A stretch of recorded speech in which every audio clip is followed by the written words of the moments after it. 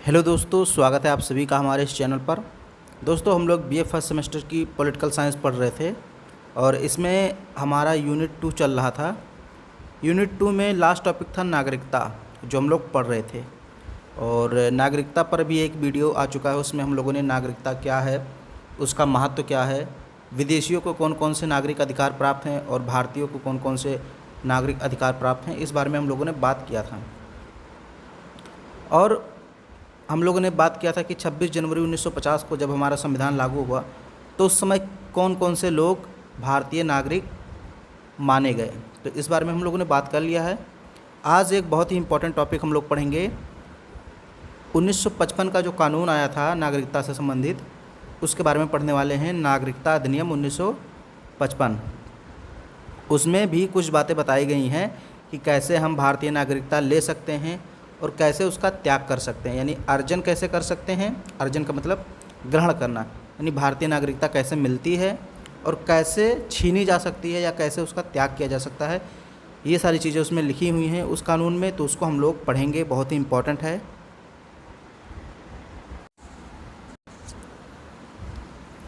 नागरिकता अधिनियम 1955। नागरिकता अधिनियम 1955 संविधान लागू होने के बाद अर्जन एवं समाप्ति के बारे में उपबंध करता है। यानी कि जब संविधान हमारा लागू हो गया और उसके लगभग 5 साल बाद एक कानून आता है और ये कानून बताता है कि अब नागरिक कैसे बन सकते हैं और कैसे हमारी नागरिकता समाप्त हो सकती है।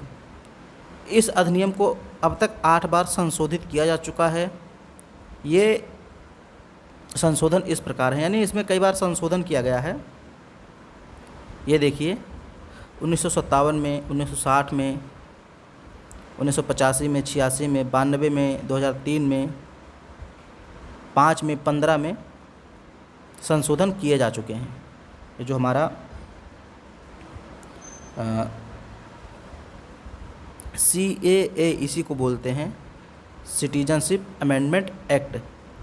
तो इसमें जो है कई बार संशोधन किया जा चुका है और 2019 में भी किया गया है।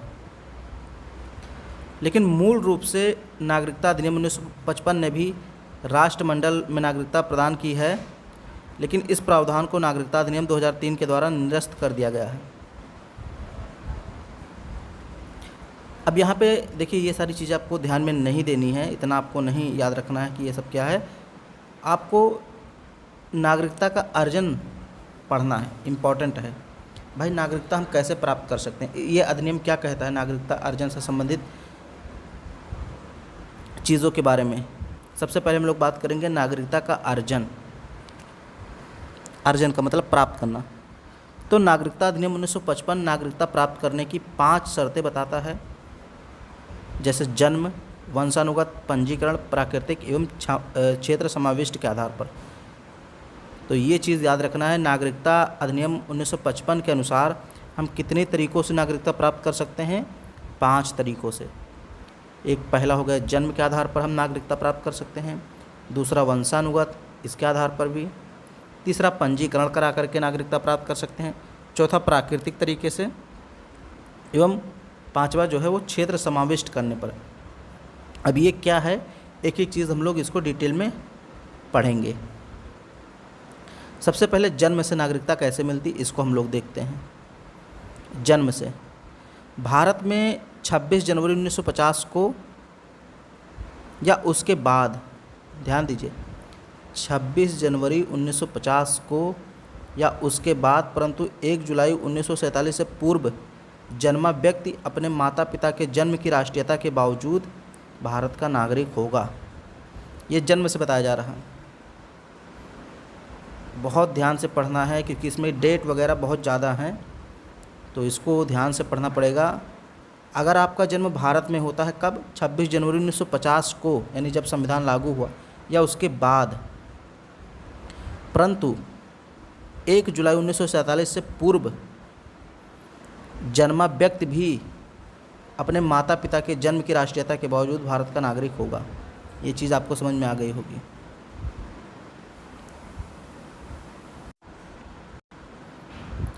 भारत में 1 जुलाई को या उसके बाद जन्मा व्यक्ति केवल तभी भारत का नागरिक माना जाएगा यदि उसके जन्म के समय उसके माता पिता में से कोई एक भारत का नागरिक हो। 1 जुलाई 1947 की बात हो रही है। अगर किसी व्यक्ति का जन्म 1 जुलाई 1947 को या उसके बाद हुआ है, ध्यान दीजिए, ये अधिनियम 1955 में कहा गया कि यदि किसी व्यक्ति का जन्म 1 जुलाई को हुआ है, 1 जुलाई 1947 को या उसके बाद हुआ है, तो वो केवल तभी भारत का नागरिक बन सकता है यदि उसके जन्म के समय उसके माता पिता में से कोई एक लोग भारत के नागरिक रहे हों, तो वो बच्चा भी नागरिक हो जाएगा भारत का। फिर आगे देखिए, इसके अलावा मान लीजिए यदि किसी व्यक्ति का जन्म 3 दिसंबर 2004 के बाद भारत में हुआ, तो वह उसी दशा में भारत का नागरिक माना जाएगा यदि उसके माता पिता दोनों में से जन्म के समय भारत के नागरिक हों या माता पिता में से उस समय भारत का नागरिक हो या दूसरा अवैध प्रवासी ना हो। ध्यान से समझिए, इसको मैं समझाता हूँ। ये सब कंडीशन बता रही हैं कि जन्म के आधार पर कैसे कोई नागरिक बन सकता है। तो कहा गया कि 3 दिसंबर 2004 के बाद अगर किसी व्यक्ति का भारत में जन्म होता है तो वह उसी दशा में भारत का नागरिक माना जाएगा। अब वो दशा कौन कौन सी है, अब यहाँ कंडीशन दे रहा है, यदि उसके माता पिता दोनों उसके जन्म के समय भारत के नागरिक हों। दोनों का होना ज़रूरी है। अगर किसी व्यक्ति का जन्म 3 दिसंबर 2004 के बाद होता है भारत में, तो उसके माता पिता दोनों भारत के नागरिक हों या माता पिता में से कोई एक भारत का नागरिक हो लेकिन दूसरा अवैध प्रवासी ना हो। अवैध प्रवासी का मतलब ऐसा ना हो कि वो किसी देश का सिटीज़न ना हो। समझिए, यहाँ पे समझने वाली बात है। देखिए, एक तो होता है विदेशी और एक होता है नागरिक। देशी यानी कि अपने देश में, जैसे एक होता है विदेशी और एक अपना देशी यानी नागरिक, और एक ऐसे प्रकार के होते हैं जो ना तो देशी होते हैं ना तो विदेशी, वो अवैध होते हैं, घुसपैठिए। उन्हें कोई देश अपने देश की नागरिकता नहीं देता है। जैसे हमारे देश में मान लीजिए कोई घुसपैठिए आ गए बांग्लादेश से, तो इसका मतलब वो बांग्लादेश की भी नागरिक नहीं है, भारत की भी नहीं है, तो उनको अवैध प्रवासी कहा गया है।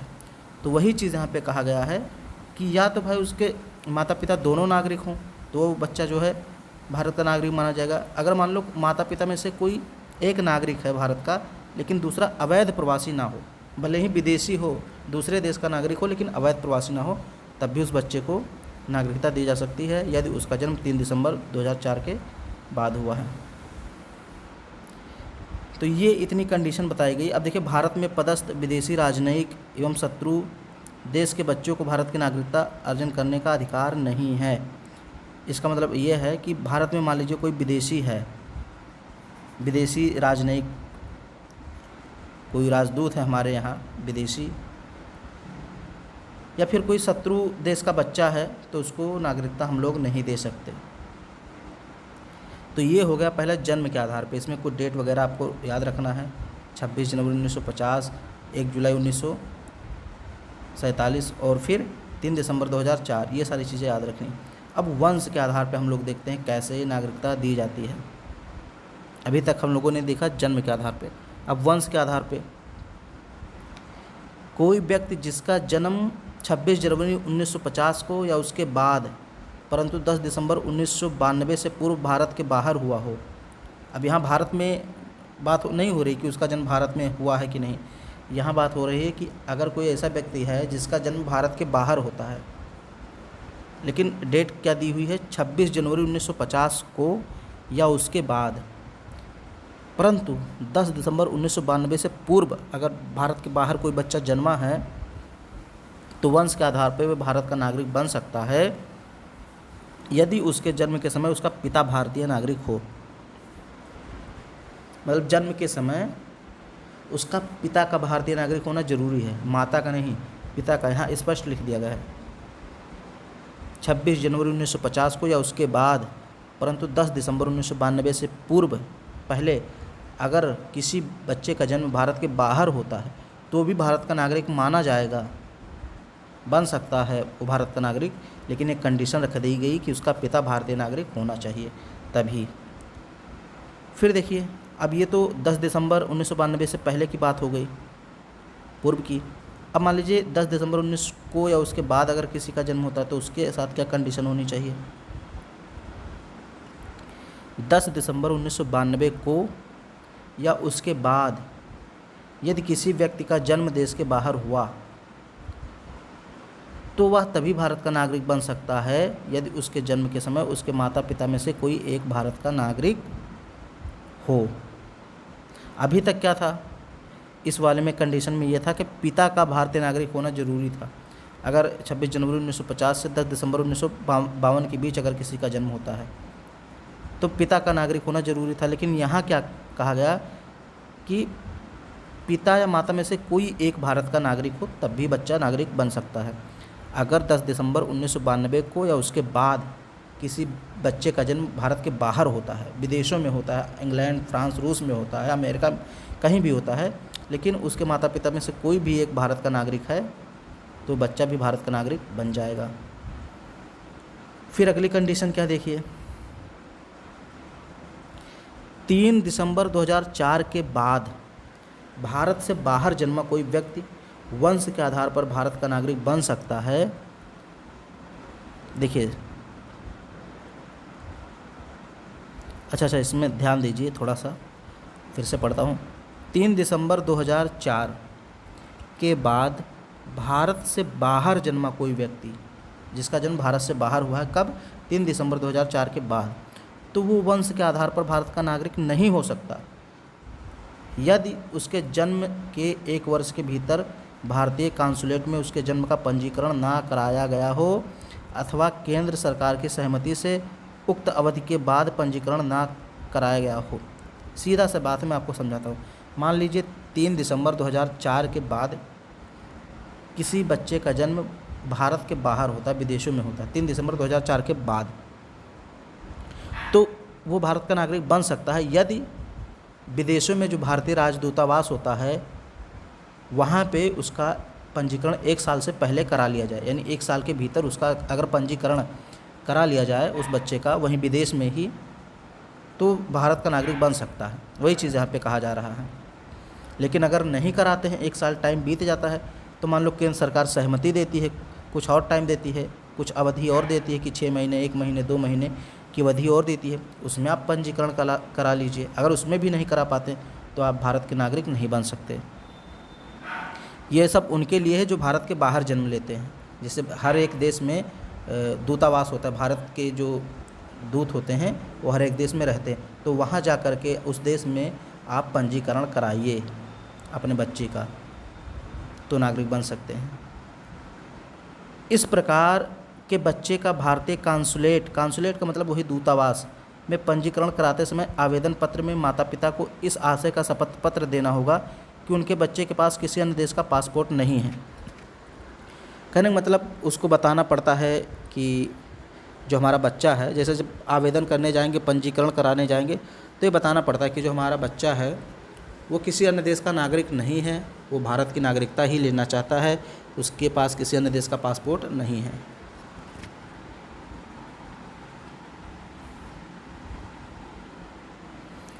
पुनः एक नाबालिग जो वंश के आधार पर भारत का नागरिक है, साथ ही वह किसी अन्य देश का भी नागरिक है, तब उसकी भारतीय नागरिकता समाप्त हो जाएगी जब तक कि वह अन्य देश की नागरिकता या राष्ट्रीयता का परित्याग वयस्क होने की 6 माह के अंदर नहीं कर देता। अब ये क्या है, ये कह रहा है कि मान लीजिए कोई नाबालिग बच्चा है, वो भारत की भी नागरिकता लिया हुआ है और किसी अन्य देश की नागरिकता लिया हुआ है। अब मान लीजिए वो वयस्क हो गया, जानकार हो गया, और 6 महीने के अंदर, वयस्क होने के 6 महीने के अंदर अगर वो विदेशी नागरिकता त्यागता नहीं है तो उसकी भारत की नागरिकता अपने आप समाप्त हो जाएगी। यही चीज़ कह रहा है। तो ये 2 तरीके हो गए, वंश के आधार पे और जन्म के आधार पे। अब पंजीकरण के द्वारा हम कैसे भारतीय नागरिकता प्राप्त कर सकते हैं? केंद्र सरकार को आवेदन प्राप्त होने पर किसी व्यक्ति को भारत के नागरिक के रूप में पंजीकृत कर सकती है यदि वह निम्नलिखित श्रेणियों में से किसी से संबद्ध हो। मतलब ये कंडीशन दी हुई है कि अगर आप पंजीकरण के द्वारा भारतीय नागरिकता प्राप्त करना चाहते हैं, जैसे मान लीजिए कोई विदेशी है वो भारत की नागरिकता लेना चाहता है, तो उसके लिए क्या प्रावधान है। लेकिन उसको अवैध प्रवासी नहीं होना चाहिए, घुसपैठिया नहीं होना चाहिए। मान लीजिए जो अमेरिका का नागरिक है ब्रिटेन का है, रसिया, फ्रांस, किसी भी देश का हो, लेकिन घुसपैठिया ना हो, अवैध काम ना करे, अवैध काम वाला ना हो, वैध वाला हो, तो भी भारत का नागरिक बन सकता है पंजीकरण के द्वारा।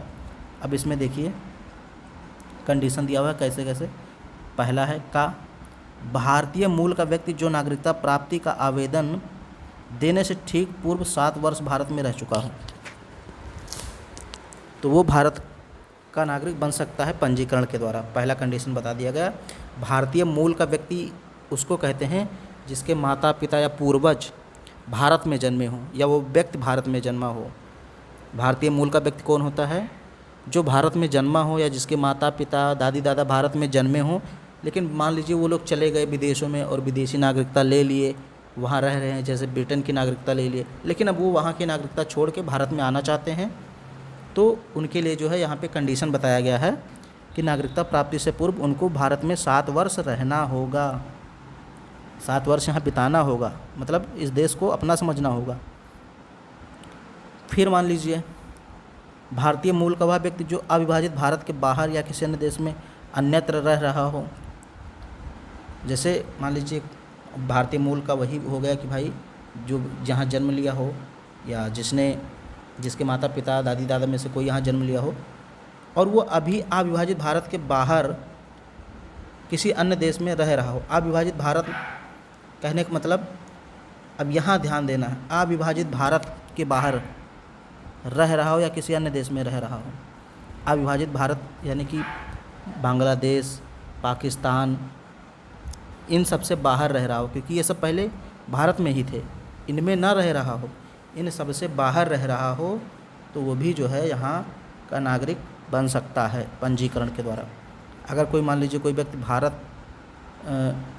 भारत के जो अविभाजित देश थे जैसे बांग्लादेश या पाकिस्तान, उसमें रह रहा है, तो वो नहीं बन सकता भारत का नागरिक, क्योंकि यहाँ साफ कहा गया है अविभाजित भारत। अविभाजित भारत कहने का मतलब इसमें बांग्लादेश, पाकिस्तान आ गए और इसके बाहर होना चाहिए। ठीक। फिर अगली कंडीशन रखी गई कि भाई वह व्यक्ति जिसने भारतीय नागरिक से विवाह किया हो वह पंजीकरण के लिए प्रार्थना पत्र देने से पूर्व 7 वर्ष भारत में रह रहा हो। ये भी कहा गया कि मान लीजिए कोई विदेशी है, ब्रिटेन का है, वो भारत में किसी लड़की से या कोई लड़का है वो किसी लड़की से, या कोई लड़की है वो किसी लड़के से, कोई व्यक्ति है, सीधी सीधी बात है, कोई विदेशी है वो भारतीय नागरिक से शादी कर लेता है, भारतीय लोगों से शादी कर लेता है, तो वो भी नागरिक बन सकता है भारत का, लेकिन 7 वर्ष पूर्व से रहना होगा। यानी 7 वर्ष यहाँ आके बिताए, फिर पंजीकरण कराए और फिर विदेशी नागरिकता अपना त्याग के यहीं पे यहाँ की नागरिकता ले लें, तो ये भी पंजीकरण के द्वारा हो सकते। अगला है घ वाला कि जो भारतीय नागरिक हैं उनके नाबालिग बच्चे, मान लीजिए कोई भारतीय नागरिक है और उसकी डेथ हो गई, उसका नाबालिग बच्चा है, तो भारतीय नागरिक होगा पंजीकरण के द्वारा। ठीक। और बड़ा हो जाता है, अगर वो चाहे तो नागरिकता अपना छोड़ भी सकता है, दूसरे देश की नागरिकता ले सकता है बड़ा होने के बाद, लेकिन अगर छोटा है, नाबालिग है, तो भारत का नागरिक माना जाएगा। फिर अगला है कोई व्यक्ति जो पूरी आयु तथा क्षमता का हो तथा उसके माता पिता भारत के नागरिक के रूप में पंजीकृत हो, तो भी भारत का नागरिक होगा। अब जैसे ये तो हम लोग मान लीजिए जैसे हमारे माता पिता भारत के नागरिक हैं और हम जो है पूरी आयु मतलब हमारी 18 वर्ष आयु हो गई है, क्षमता का मतलब यही होता है कि जानकार हो गए हैं, वयस्क हो गए हैं, तो हम भी भारत के नागरिक पंजीकरण के द्वारा होंगे। चा वाला है कोई व्यक्ति जो पूरी आयु और क्षमता का हो, पूरी आयु क्षमता का मतलब यही होता है वयस्क हो गया हो, जानकार हो गया हो, तथा वह या उसके माता पिता स्वतंत्र भारत के नागरिक के रूप में पंजीकृत हों, या वह पंजीकरण का इस प्रकार आवेदन देने से 12 महीने से साधारणतः निवास कर रहा हो, तो भी व्यक्ति भारत का नागरिक हो सकता है। अगला है कोई व्यक्ति जो पूरी आयु क्षमता का हो तथा समुद्र पार किसी देश के नागरिक के रूप में 5 वर्ष से पंजीकृत हो, तथा वह पंजीकरण का इस प्रकार का आवेदन देने से 12 महीने से साधारण निवास कर रहा हो। समुद्र पार मतलब मान लीजिए कोई विदेशी है और वो जो है भारत की नागरिकता लेना चाहता है, तो वो भी ले सकता है। मान लीजिए किसी वो देश का नागरिक है, 5 वर्ष अमेरिका का या कहीं अन्य देश का 5 वर्ष से वहाँ का नागरिक है, लेकिन वो भारत की नागरिकता लेना चाहता है, तो वो भी पंजीकरण करा करके और यहाँ लगभग 12 महीने या 1 साल आप कह सकते हैं रहे और उसके बाद ले सकता है भारतीय नागरिकता। एक व्यक्ति जन्म से भारतीय मूल का माना जाएगा यदि वह उसके माता पिता में से कोई अविभाजित भारत में पैदा हुए हों या 15 अगस्त 1947 के बाद भारत का अंग बनने वाले किसी भू क्षेत्र के निवासी हों। ठीक है, तो ये हो गया पंजीकरण के द्वारा। अब ये जो लोग हैं पंजीकरण के द्वारा जो नागरिकता लेते हैं या वंश के द्वारा या जन्म के द्वारा, खासकर जो पंजीकृत होते हैं उनको एक निष्ठा की शपथ लेनी पड़ती है। इसमें शपथ लेना पड़ता है कि मैं, फिर अपना नाम यहाँ पे मान लीजिए आपका नाम रोहित है तो आप लिखेंगे मैं अमुक रोहित या प्रतिज्ञा करता हूँ कि मैं भारत के संविधान का पालन करूँगा, उसके प्रति निष्ठा रखूँगा, भारत की विधि का पालन करूँगा, भारत के नागरिक दायित्वों का निर्वहन करूँगा। ये शपथ लेनी पड़ती, फिर आप पंजीकरण के द्वारा भारत के नागरिक बन सकते हैं। चौथा तरीका है प्राकृतिक रूप से। अब ये क्या है, इसमें कैसे नागरिक बनते हैं? केंद्र सरकार आवेदन प्राप्त होने पर किसी व्यक्ति जो अवैध प्रवासी ना हो प्राकृतिक रूप से नागरिकता प्रमाण पत्र प्रदान कर सकती है यदि वह व्यक्ति निम्नलिखित योग्यताएं रखता है। यानी कि अब यहाँ पे बताया गया कोई व्यक्ति अगर ये सारे गुण या योग्यताएं रखता है तो सरकार उसको एक प्रमाण पत्र दे सकती है नागरिकता का और वो नागरिक बन जाएगा। अब यहाँ पे कहा गया कौन कौन से कंडीशन है। ऐसे देश से संबंधित ना हो जहाँ भारतीय नागरिक प्राकृतिक रूप से नागरिक नहीं बन सकते। पहली चीज़ ये कह दिया गया कि ऐसा व्यक्ति जिसको सरकार नागरिक बनाना चाहती है प्रमाण पत्र के द्वारा, वो व्यक्ति ऐसे देश से संबंधित ना हो जहाँ भारतीय नागरिक को प्राकृतिक रूप से नागरिक नहीं माना जाता है या नागरिक नहीं बन सकते। मान लीजिए फ्रांस एक ऐसा देश है, मान लीजिए वास्तव में है नहीं, मैं एक कंडीशन लगा रहा हूँ। फ्रांस देश ऐसा है जो भारतीयों को प्राकृतिक रूप से नागरिक नहीं बनाता है, यानी नागरिकता नहीं प्रदान करता है, तो सरकार उसको भी, उनके देश के लोगों को भी अपने यहाँ प्राकृतिक रूप से नागरिक नहीं बनाएगी। बस वही चीज़ यहाँ पे कह रहा है कि ऐसा देश जो भारतीय नागरिक को प्राकृतिक रूप से अपने देश का नागरिक नहीं बनाएगी, उसको हम भी यहाँ प्राकृतिक रूप से नागरिक नहीं बनाएंगे। और अगर उस देश के अलावा कोई बनना चाहता है तो वो बन सकता है। फिर कहा गया है कि यदि वह किसी अन्य देश का नागरिक हो तो वह भारतीय नागरिकता के लिए अपने आवेदन की स्वीकृति पर उस देश की नागरिकता को त्याग देगा। अब मान लीजिए कोई विदेशी है, वो भारत की नागरिकता लेना चाहता है तो विदेशी नागरिकता त्याग दे और भारत सरकार उसको चाहे तो प्राकृतिक रूप से नेचुरली जो है उसको एक प्रमाण पत्र जारी कर सकती है कि आज से आप भारत के नागरिक हैं। ये बहुत ही सरल तरीके हैं। फिर है अगला जो है कंडीशन, यदि वह भारत में रह रहा हो और भारत सरकार की सेवा में हो, उसमें इनमें से थोड़ा कोई एक और थोड़ा कोई अन्य हो, तो उसे नागरिकता संबंधी आवेदन देने से कम 12 वर्ष पूर्व भारत में रहना चाहिए। मतलब मान लीजिए कोई भारत में रह रहा है, भारत सरकार की किसी सेवा में कोई भारत में जॉब कर रहा है, विदेशी है, और वो 12 वर्ष पूर्व से भारत में रह रहा हो,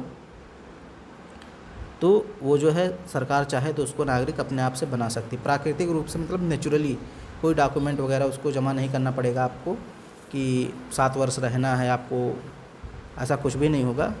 भारत सरकार को अगर पता हो जाता है कि आप सही हैं, सही इंसान हैं, हमारे देश की सेवा कर लेंगे, हमारे देश के संविधान का, झंडे का, तिरंगे का, राष्ट्रीय गीत और जो भी हमारे देश की सम्मानीय चीज़ें हैं उसका आप सम्मान करेंगे, रिस्पेक्ट करेंगे, अगर भारत सरकार को ऐसा लगता है तो भारत सरकार आपको एक प्रमाण पत्र जारी करके नागरिकता के रूप में स्वीकार कर लेगी।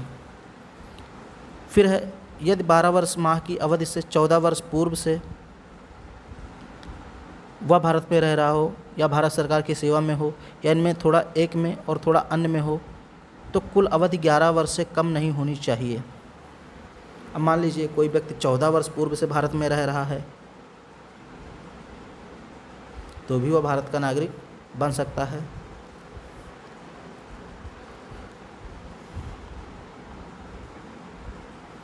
उसका चरित्र अच्छा होना चाहिए। मान लीजिए कोई व्यक्ति जो है बहुत अच्छा चरित्र वाला है, या संविधान की 8वीं अनुसूची में जो भाषाओं का उल्लेख किया गया है, लगभग 22 भाषाओं का उल्लेख है, उनमें से अगर वो किसी एक भाषा को अच्छी तरीके से जानता है, हिंदी हो गया, कन्नड़ हो गया, तेलुगु हो गया, मलयालम हो गया, उर्दू हो गया, इनमें से किसी एक भाषा को अगर वह अच्छे से जानता है तो भी वह भारत का नागरिक बन सकता है प्राकृतिक रूप से।